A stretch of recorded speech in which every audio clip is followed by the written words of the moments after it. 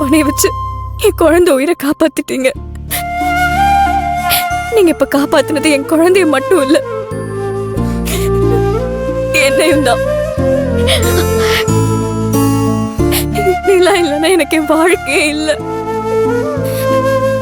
அவளை இந்த குழியில இருந்து காப்பாற்ற முடியாம போயிருந்துச்சுன்னா நான் மறுபடியும் இந்த குழிக்குள்ள விழுந்து என் உயிரை விட்டுருப்பேன். விஜி, என் குழந்தைய காப்பாற்ற முடியாம அவ கூடவே போயிருப்பேன்.